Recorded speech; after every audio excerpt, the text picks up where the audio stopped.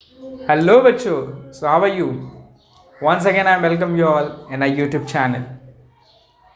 So आज के इस वीडियो में हम लोग कुछ टर्म्स देखने वाले हैं जो टर्म्स हम लोग ने लास्ट पार्ट में कंटिन्यू किए थे, तो उसके कुछ रिमेनिंग टर्म्स है जो अभी हमें कंटिन्यू करने हैं। जो हमारा फर्स्ट चैप्टर चल रहा था बीके का, तो बीके के फर्स्ट चैप्टर से ही हम लोग शुरुआत करें। सो ऑलरेडी हम लोग ने 3 से 4 पार्ट्स कर चुके हैं। So this is the 5th part.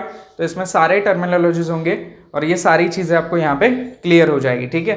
तो ये पार्ट होने के बाद फिर हम लोग नेक्स्ट पार्ट में देखेंगे कि एग्जैक्टली अकाउंटिंग कैसे की जाती है, ठीक है। So without wasting time will start with this part. ये जो टर्म्स है ये हम लोग अभी देखने जा रहे हैं। So I am Shubham your commerce mentor, will start with this terms.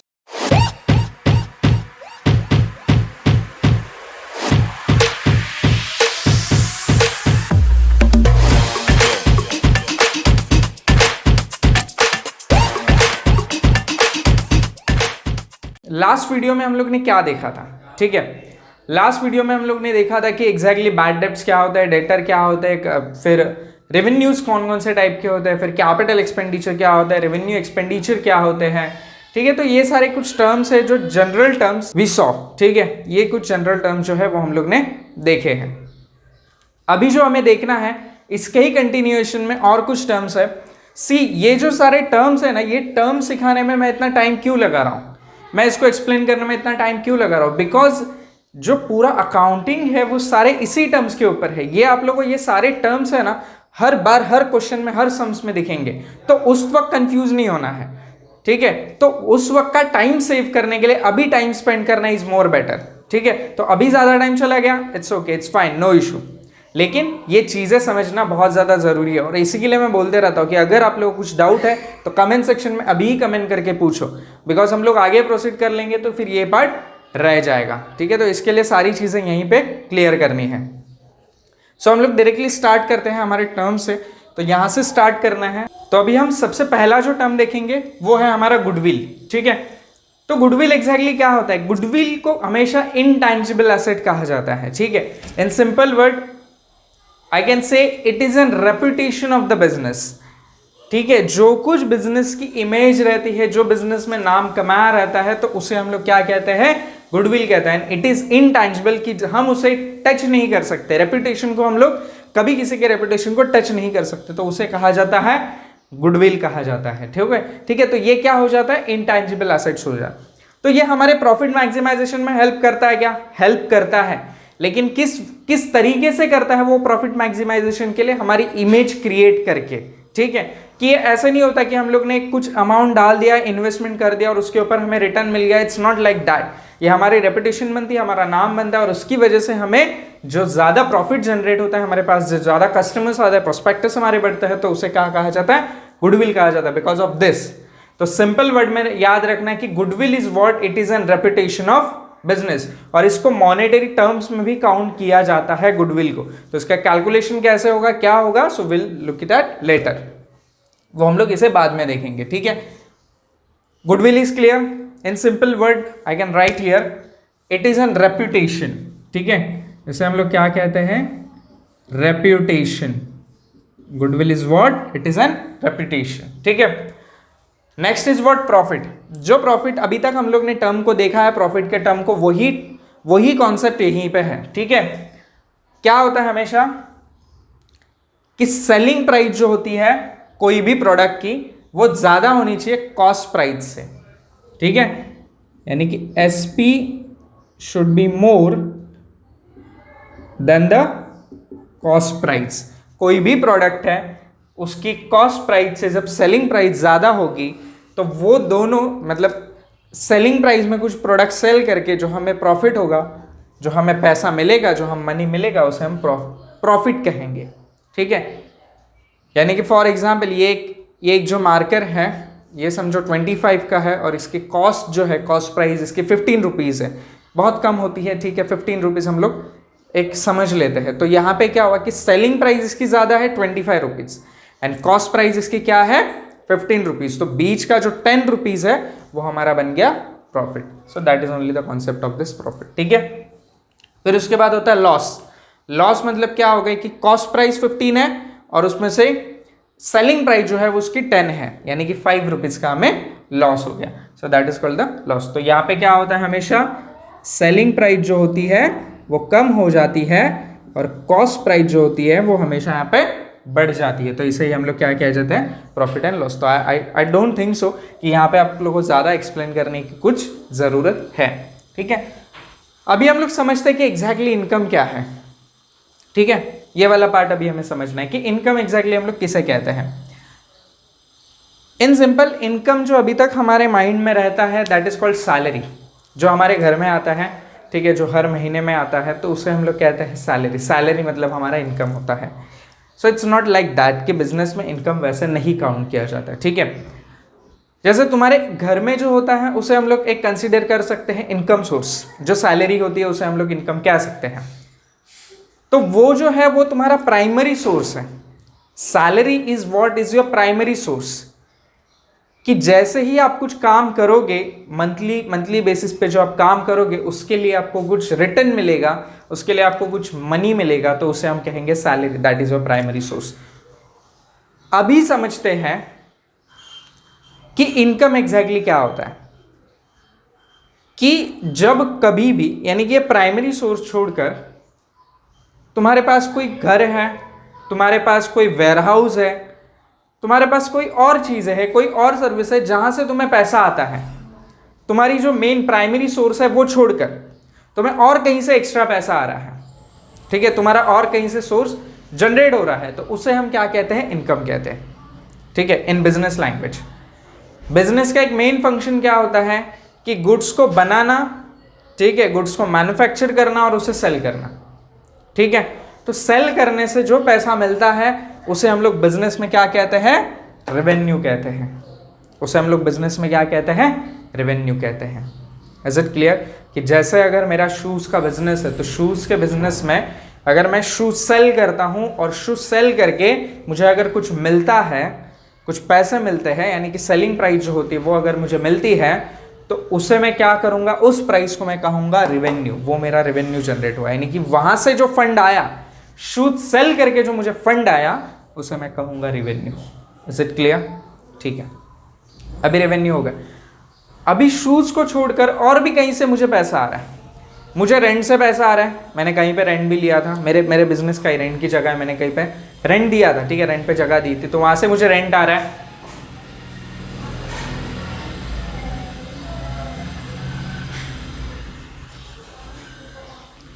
कहीं पे मैंने पैसा स्टॉक मार्केट में इन्वेस्ट किया है, ठीक है, तो बिजनेस का ही पैसा है, वो मैंने स्टॉक मार्केट में इन्वेस्ट किया, तो स्टॉक मार्केट से मुझे डिविडेंड आ रहा है। Again the dividend is different source of income, rent is different source of income, okay, it's not included in the shoes, ठीक है, जो शूज में इंक्लूड नहीं होते, ये सारे मेरे अलग सोर्सेस हैं। फिर मुझे कमीशन आ रहा है, कहीं से मुझे कमीशन भी मिल रहा है, तो that is different source of income. ठीक है, तो ऐसे ही कि रेवेन्यू को छोड़कर, यानी कि जो हमारा एक्चुअल जो गुड्स है, गुड्स को सेल करके छोड़कर, ठीक है, सेल करने के बाद जो हमें अमाउंट आता है उसको छोड़कर और जो कहीं से हमें पैसा मिलता है, हमें मनी मिलता है, ठीक है, हमारे पास वो सोर्स बन जाता है हमारे पैसों का, तो उसे हम लोग कहते हैं इनकम।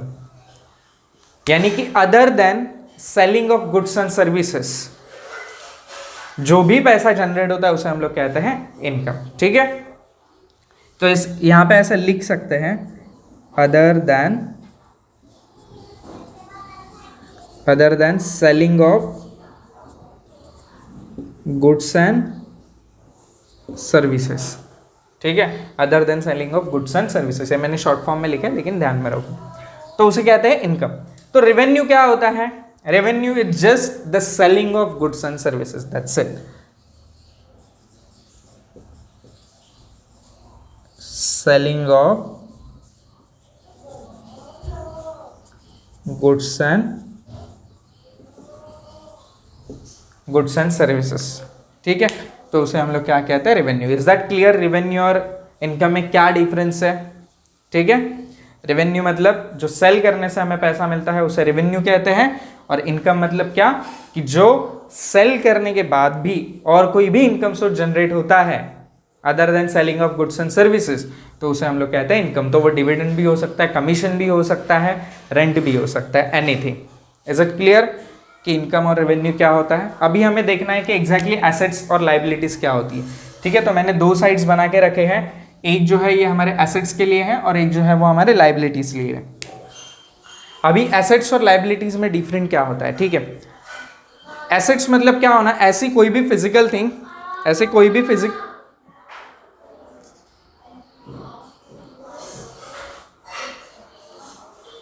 एसेट्स मतलब क्या होता है कि ऐसी कोई भी फिजिकल थिंग या फिर कुछ कैश या फिर कुछ पैसा जो बिजनेस में लगा हुआ रहता है या फिर जो बिजनेस का होता है, उसे हम लोग क्या कहते हैं? एसेट्स कहते हैं। और लाइबिलिटीज मतलब क्या होता है कि ऐसा पैसा जो हमें बाहर देना है, बाहर किसे देना है? डोनेशन वाला नहीं, पैसा जो बाहर देना है, डोनेशन वाला नहीं, जो हम लोग ने क्रेडिट पे लिया था यानी उधार पे लिया था किसी से पैसा, तो उसे हम लोग कहते हैं लाइबिलिटीज। जो पैसा हमें देना है तो उसे हम लोग क्या कहते हैं? लाइबिलिटीज कहते हैं। ठीक है, so that is only the difference between assets and liabilities. So that are three types in assets: fixed asset, current asset, fictitious assets, and in this liabilities, fixed liabilities, current liabilities and the contingent liabilities। ठीक है, तो ये 6 type से हमें देखने हैं। तो fixed assets मतलब क्या होते हैं कि ऐसे फिजिकल थिंग जो हम लोग एक बार लेते हैं और उसे सालों साल चलाते हैं। ठीक है, तो उसे हम लोग कहते हैं फिक्स्ड एसेट्स, यानी एक बार इन्वेस्ट किया है उसे लाइफ टाइम या फिर कुछ सालों तक, मोर देन 1 ऑपरेटिंग ईयर उसे यूज करना, तो उसे हम लोग कहते हैं फिक्स्ड एसेट्स। मोर देन 1 ईयर, मोर देन 1 ईयर। ठीक है, तो उसमें मशीनरी भी हो सकता है, प्लांट्स भी हो सकता है, कंप्यूटर्स भी हो सकता है, फिर फर्नीचर भी हो सकता है, एनीथिंग जो फिक्स्ड एसेट्स में आते हैं वो फिक्स हो जाते हैं कुछ सालों के लिए, यानी उसका जो बेनिफिट है वो हमें क्या मिलता है? सालों साल मिलते रहता है। ठीक है, तो ये हो गए फिक्स्ड एसेट। फिर करंट एसेट्स क्या होते हैं? Current assets are those assets की जिसका बेनिफिट हमें विद इन एन ईयर ही मिलने वाला है, यानी 1 साल तक ही सीमित है, और उसके बाद उसको हम लोग शायद सेल भी कर सकते हैं या फिर कैश में भी कन्वर्ट कर सकते हैं। ठीक है, तो उसे हम लोग कहते हैं करंट एसेट्स, यानी कि इसका जो बेनिफिट है ये हमें क्या मिलने वाला है? Within an year, with in an year. ठीक है, तो इसका जो बेनिफिट है करंट एसेट्स का वो हमें विद इन एन ईयर मिलेगा। तो इसे हम लोग क्या कर सकते हैं कि इसको कन्वर्ट भी कर सकते हैं कैश में। Okay, is it clear? तो इसके एग्जाम्पल क्या हो सकते हैं? जैसे कि कैश इन हैंड, ठीक है, फिर हो सकता है डेटर्स हो गए, बिल्स रिसीवेबल हो गए। तो ये जो सारी चीज़ें हैं ये हमें विद इन एन ईयर मिलने वाली है। ठीक है, तो या फिर विद इन एन ईयर हम लोग इसका बेनिफिट लेने वाले हैं, तो इसे हम लोग कहते हैं current assets. Cash in hand उतने समय के लिए हमें बेनिफिट देता है जो हमारे हाथ में रहता है। कैश एट बैंक उतने समय के लिए हमें बेनिफिट देता है, बिकॉज वो हमेशा कैश जो होती है वो चेंज हो जाती रहती है, उसकी पोजीशन हमेरा चेंज होती है, तो इसे इसके लिए क्या कहते हैं? करंट एसेट्स कहते हैं। Is it clear? तो fixed assets and current asset is different and I hope so कि आप लोगों को समझा होगा। अभी क्या देखना है? Fictitious assets. Okay, fictitious assets are those assets कि ऐसे एसेट्स होते हैं जो हम लोग टैंजिबली उसे टच नहीं कर सकते and we can not get it. ठीक है, उसका पोजीशन हम लोग ले नहीं सकते, तो उसे हम लोग कहते हैं फिक्टिशियस एसेट्स। ये सारे एसेट्स इमेजिनरी होते हैं। ठीक है, ये सारे के सारे एसेट्स इमेजिनरी होते हैं और इसे हम कैश में भी कन्वर्ट नहीं कर सकते। फॉर एग्जाम्पल होता है कि डिफर्ड रेवेन्यू एक्सपेंडिचर। क्या होता है डिफर्ड रेवेन्यू एक्सपेंडिचर? जिसमें होता है एडवर्टाइजमेंट। अभी एडवर्टाइजमेंट एक हमारा ऐसा एसेट्स है, फॉर एग्जाम्पल हम लोग ने 4 साल के लिए, ठीक है, फॉर 4 इयर्स हम लोग ने एग्रीमेंट किया है, किसी एक एजेंसी के साथ एडवर्टाइजमेंट का एग्रीमेंट किया है, वो लोग हमारे प्रोडक्ट्स को एडवर्टाइज करेंगे फॉर 4 इयर्स। अभी यहां पे क्या हो गया कि उसे हम लोग ने ना 4 साल के लिए 4 लाख रुपए दिए हैं। We have given 4 lakhs rupees to them. अभी यहां पे क्या हो रहा है कि हर साल का 1-1 लाख रुपया हो गया। एडवर्टाइजमेंट का एक एग्जाम्पल के तौर पे हम लोग समझ लेते हैं, हर साल का 1-1 लाख रुपया हो गया। अभी 1 साल तो निकल गया, 1 साल तो निकल गया, उसमें से 1 लाख रुपये जो है 4 लाख में से वो कम हो गया। अभी बचे कितने? 3 lakhs रुपीज। 3 lakhs रुपीज बच गए एडवर्टाइजमेंट के। तो ये 3 लाख रुपए मैंने पहले ही उसे दे चुका हूं, जो अभी आने वाले 3 साल के लिए एडवर्टाइजमेंट के लिए खर्च होंगे, वो एक्सपेंस होगा। तो ये 3 लाख रुपए मेरे क्या बन गए, एसेट्स बन गए। ये मेरे क्या बन गए, एसेट्स बन गए। लेकिन मैं इन एसेट्स को टच कर सकता हूं, नहीं टच कर सकता। ठीक है, एडवर्टाइजमेंट को कैसे टच करेंगे, वो सिर्फ फील कर सकते हैं, जब भी होगा तभी देखा जा सकता है। ठीक है, सो ये एसेट्स वैसे हो गए। तो इससे ही हम लोग क्या कहते हैं, फिक्टिशियस एसेट्स। 4 साल के लिए हम लोग ने कॉन्ट्रैक्ट किया था, 4 लाख रुपीस का कॉन्ट्रैक्ट किया था, 1 साल निकल गया, 3 लाख रुपीस और बचे, तो 3 लाख हमारे क्या हो गए, फिक्टिशियस एसेट्स बन गए। That's it. और इसके बारे में और ज्यादा कुछ सोचना है नहीं। ठीक है, सो आई होप सो कि फिक्स्ड एसेट, करंट एसेट्स और फिक्टिशियस एसेट जो है वो आप लोगों को समझ गए होंगे। अभी हमें क्या देखना है कि फिक्स लायबिलिटीज क्या होती है। ठीक है, लायबिलिटीज का सिंपल मतलब क्या होता है कि जो हम लोग ने बाहर से पैसा उधार लिया है या फिर जो मार्केट से पैसा लिया हुआ है, वो लोगों को या फिर मार्केट में वो पैसा वापस कर देना, तो उसे हम लोग क्या कहते हैं, लायबिलिटी कहते हैं। यानी कि जो कर्जा होता है, जो हमें बाहर पैसा देना होता है, उसे हम लोग लायबिलिटी कहते हैं। तो फिक्स लायबिलिटी मतलब क्या होगा कि फिक्स बेसिस पे हमें किसी तो पैसा देना है, यानी कि हम लोग ने उसे बहुत बड़ा कर्जा ले चुके हैं और वो हमें देना है, तो उसे हम लोग क्या कहते हैं, फिक्स लायबिलिटीज कहते हैं। तो सबसे पहला उसमें क्या आता है, कैपिटल आता है। ठीक है, सबसे पहले उसमें क्या आता है, कैपिटल। बिकॉज जो ओनर इन्वेस्ट करता है बिजनेस में, वो कैपिटल हमेशा बिजनेस के लिए एक लायबिलिटी होती है। जब बिजनेस बंद करना होता है तो कैपिटल ओनर को जाना चाहिए जितना उसने इन्वेस्ट किया था, तो उसे हम लोग क्या कहते हैं, फिक्स लायबिलिटीज कहते हैं। तो इसमें क्या हो सकता है, इसमें और बैंक लोन भी हो सकता है। ठीक है, फिक्स लायबिलिटीज में इसमें क्या होगा, बैंक लोन होगा, यानी कि एक ऐसा पैसा जो हम लोग लॉन्ग टर्म के लिए लेते हैं और लॉन्ग टर्म उसकी किस्त जो होती है वो चुकाते रहते हैं। ठीक है, यानी कि उसके ईएमआई पेड करते रहते हैं या फिर उसको एक साथ फोरक्लोज कर देते हैं। तो ये सारी जो चीजें होती है वो फिक्स लायबिलिटीज में होती है, यानी कि जो लॉन्ग टर्म हम लोग कर्जा लेते हैं उसे हम लोग फिक्स लायबिलिटीज में रखते हैं। तो कैपिटल हो गया, बैंक लोन हो गया, फिर इंस्टीट्यूशन से जो लोन लिया है वो हो गया, फिर सिक्योर्ड लोन्स हो गए। तो ये सारी चीजें फिक्स लायबिलिटीज में आती हैं। Is it clear? तो ये कोई ज्यादा सोचने वाली बात नहीं है। नेक्स्ट है करंट लायबिलिटीज। करंट लायबिलिटीज मतलब क्या होता है कि जो कर्जा हमें within an year paid करना पड़ता है। ठीक है, इन ऑपरेटिंग ईयर, जो ऑपरेटिंग ईयर चल रहा है उसके अंदर वो हमें पेड करना पड़ता है, तो उसे हम लोग क्या कहते हैं, करंट लायबिलिटीज कहते हैं। ठीक है, तो उसमें क्या आता है, जैसे क्रेडिटर्स हो गए, क्रेडिटर से कुछ पैसा लिया गया है, हम लोग ने बाहर से लिया है तो उसे हमें देना है, तो वो हमारे लिए क्रेडिटर्स बन गए। तो क्रेडिटर्स का पैसा, बिल्स पेएबल, कुछ हम बिल्स पे करने थे तो बिल्स पेएबल का पैसा हो गया, तो वो सारा करंट लायबिलिटीज में आता है, बिकॉज ये with in an operating year हम लोग को खत्म करना रहता है। तो ये कभी अराइज होता है, करंट लायबिलिटीज कभी करनी पड़ती है, जब कभी हमें डे टू डे ट्रांजैक्शंस में, day to day business activities में अगर हमें कोई और एक्टिविटी करनी है या फिर हमारे पास शॉर्टेज ऑफ फंड्स हो जाता है, कुछ फंड्स की हमें जरूरत पड़ती है, तो हमें करंट बेसिस पे, यानी कि उतना टाइम फ्रेम निकालने के लिए जो बाहर से पैसा लेना पड़ता है, ठीक है, तो उसे ही हम लोग कहते हैं लायबिलिटीज कहते हैं। ठीक है, एकदम सिंपल सी बात है। आपका शूज का बिजनेस है, वहां पे आपको 1 लाख की अभी जरूरत है। ठीक है, आपको किसी पार्टी को पैसा भेजना है, लेकिन आपके पास अभी तक पैसा नहीं आया। ठीक है, एक ए नाम की पार्टी है, वहां पे आपको कुछ पैसा भेजना है, 1 लाख रुपीस भेजना है, लेकिन आपको पैसे किसी और से आने वाले थे, वो नहीं आए। तो अभी आपने क्या किया कि कहीं और से पैसे लिए, ठीक है, कहीं और से पैसे लिए और उस पार्टी को आपने 1 लाख रुपए दे दिए, तो वो आपका क्या हो गया, शॉर्ट टर्म लोन हो गया। तो वो आपका क्या बन गया, शॉर्ट टर्म लोन बन गया कि एक विद इन 1 ईयर वो आप पार्टी को पैसा चुका दोगे तो वो क्लियर हो जाएगा। ठीक है, तो उसे हम लोग कहते हैं current liabilities. I hope so कि आपको समझा होगा।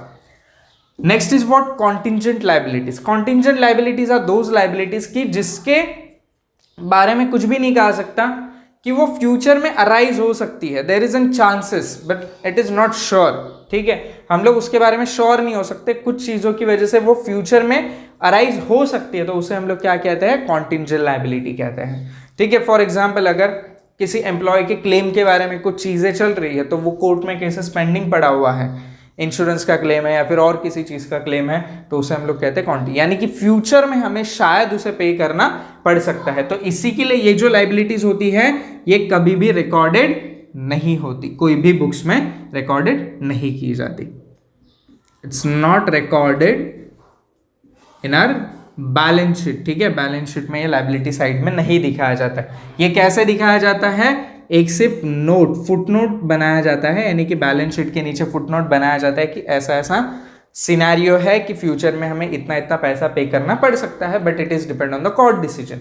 तो ये सारी चीज़ें वहाँ पे फुटनोट में लिखी होती है, लेकिन बैलेंस शीट में इसको कभी भी इंक्लूड नहीं किया जाता है। तो ये चीज़ ध्यान में रखना है। और ये चीज़ क्या मतलब, एक चीज़ अकाउंटिंग में ध्यान में ही रखना है, जहां पे ट्रांजैक्शन हुआ है, जहां पे कुछ चीज गई कुछ चीज आई, या फिर कुछ चीज सिर्फ गई और कुछ चीजें सिर्फ आई, तो वो पैसा हो या फिर फिजिकल थिंग हो, एनीथिंग हो, तभी वो चीजें यहां पे रिकॉर्ड होगी। और अगर कोई चीज का ट्रांजैक्शन ही नहीं हुआ है, बस बातें चल रही है, तो वो चीजें कॉन्टिंजेंट लायबिलिटीज में नहीं आएगी। That's it. कॉन्टिंजेंट लायबिलिटी क्या, अकाउंटिंग में ही वो रिकॉर्ड नहीं होगा, कि सिर्फ जिसका अभी तक बातें ही चल रही है, नथिंग इज डन देयर, ठीक है, कुछ वहां पे हुआ नहीं है। तो इसी के लिए इसको क्या कहते हैं कि मतलब ये ट्रांजैक्शंस को रिकॉर्ड नहीं किया जाता, और इसको क्या कहते हैं, कॉन्टिंजेंट लायबिलिटीज, ठीक है। So I have so fixed asset, current asset, fictitious asset, fixed liabilities, current liabilities, contingent liabilities, ठीक है। फिक्स्ड एसेट्स क्या है, विद इन एंड 1 ईयर होना, sorry fixed asset is what, more than 1 year, 1 साल से ज्यादा हम लोग जो एसेट्स को रखते हैं हमारे पास, तो उसे फिक्स्ड एसेट कहते हैं। Current assets for the 1 year only. Fictitious assets की जिसका हमें बेनिफिट जो है वो बाद में मिलने वाला है, ठीक है, तो उसे हम फिक्टिशियस एसेट्स कहते हैं। फिक्स लायबिलिटीज मतलब जो हमें लॉन्ग टर्म बेसिस पे लायबिलिटीज देनी होती है। करंट लायबिलिटीज मतलब क्या होता है कि जो विद इन एन ईयर हम लोग को वो लायबिलिटीज को पेड करना है।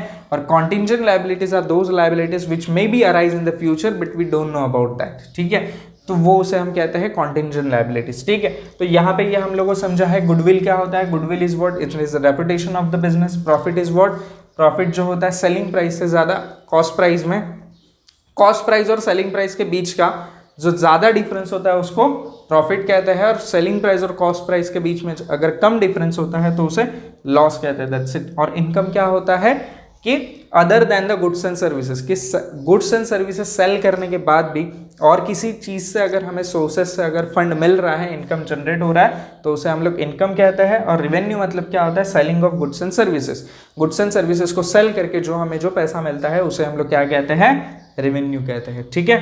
सो आई होप सो यहाँ तक आप लोगों को समझा होगा। अभी नेटवर्थ और ओनर्स इक्विटी और कैपिटल, ये चीजें क्या होती है, ठीक है। सिंपल एक ही फॉर्मूला ध्यान में रखना, और कोई फॉर्मूला को ध्यान में रखना नहीं और कंफ्यूज होना नहीं है, ठीक है। सिंपल क्या करना है कि कैपिटल लिखना है। कैपिटल एक ऐसी अमाउंट है जो बिजनेसमैन के थ्रू या फिर ओनर के थ्रू इन्वेस्ट की जाती है। तो कैपिटल का एकदम सिंपल फॉर्मूला क्या होता है, एसेट्स माइनस लायबिलिटीज, ठीक है, एसेट्स माइनस लायबिलिटीज, तो वो हमारा क्या बन गया, कैपिटल बन गया।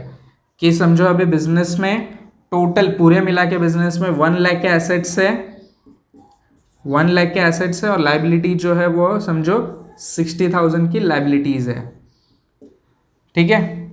तो 1 लाख में से हम लोग 60,000 को माइनस करेंगे तो हमें कैपिटल मिल जाएगा 40,000। तो 40,000 हमारा क्या बन गया, कैपिटल, यानी कि एसेट्स में से पहले लायबिलिटीज माइनस करो और जो अमाउंट बचेगा वो हमारा कैपिटल बन गया। और इसे ही हम लोग क्या कहते हैं, ओनर्स इक्विटी भी कहा जाता है, कैपिटल भी कहा जाता है, नेटवर्थ भी कहा जाता है, एवरीथिंग, ठीक है। सो आई होप सो कि ये पार्ट आप लोग को अच्छे से समझा होगा। और अगर इसमें कुछ डाउट है तो आप ज़रूर कमेंट सेक्शन में कमेंट करके पूछ सकते हो। एंड इन ओवरऑल वीडियो कि आपको जो कुछ अच्छा लगा हो तो भी आप कमेंट में लिख सकते हो, अगर नहीं कुछ अच्छा लगा हो तो भी आप कमेंट में लिख सकते हो, बिकॉज हम लोग नेक्स्ट टाइम और ट्राई करेंगे कि आपको इम्प्रूव करके और कंटेंट अच्छे से दिया जाए, ठीक है। सो अगर कुछ डाउट होगा तो कमेंट सेक्शन में कमेंट करके आप मुझे पूछ सकते हो। सो तब तक के लिए thank you so much, take care and bye bye.